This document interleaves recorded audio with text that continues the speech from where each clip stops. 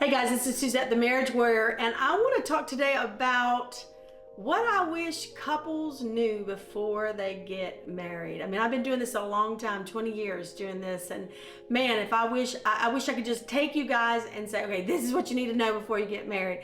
Because the thing is so much in premarital experiences are about, rainbows and butterflies and how many children we want and what career path we want to make. And the facts are is that there's not a lot of arguing going on. And an argument is a teacher. It teaches you what is happening and what is triggering and then what the coping mechanisms are. And usually we don't get into those before we get married, or we wind up leaving the person. That ticket is out. You can take the ticket out.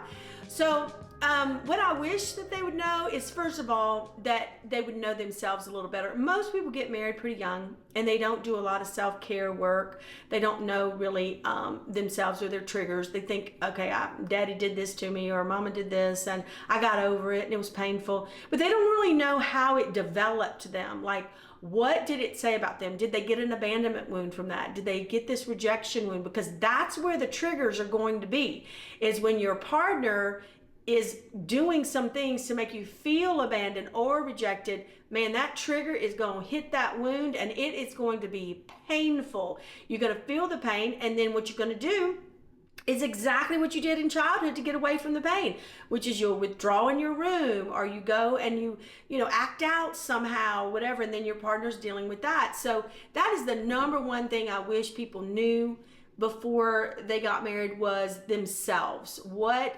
triggers me? What did my trauma do to develop me?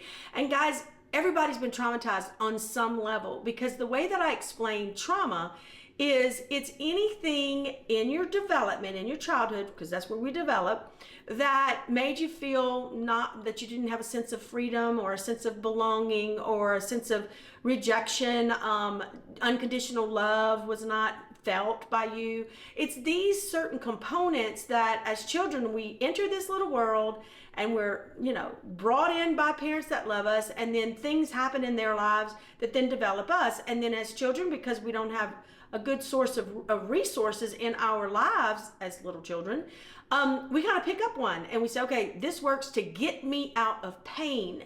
And then what happens in an interconnection like a marriage or a strong partnership is we're avoiding pain if we get triggered. So your partner's like, okay, that person was talking to me yesterday, but now they're not. They're moody. They're triggered by something. And then the language is not there. They're just kind of walking on eggshells, trying to figure out how to not trigger you more.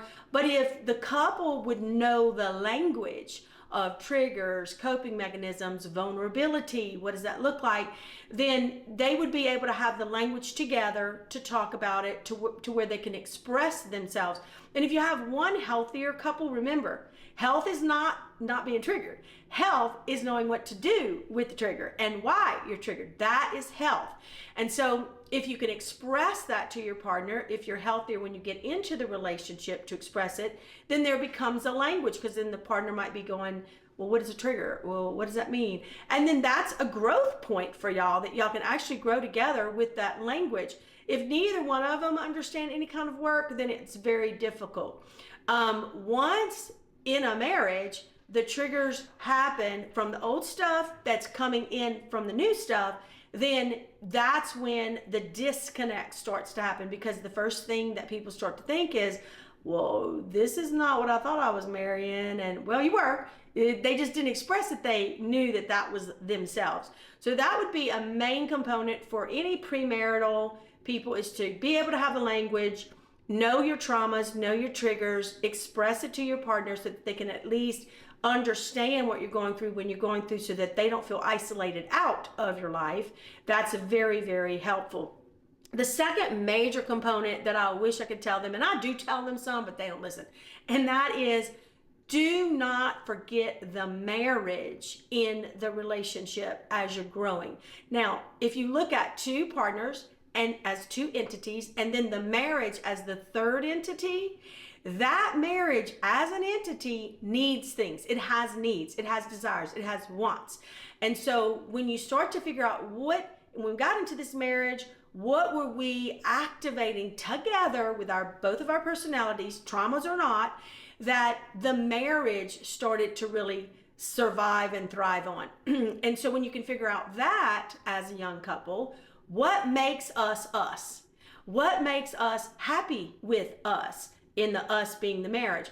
What is the needs of us? And so at that point, you have two individuals that are negotiating together and being able to say, okay, well, we need time together. We need quality time. Okay.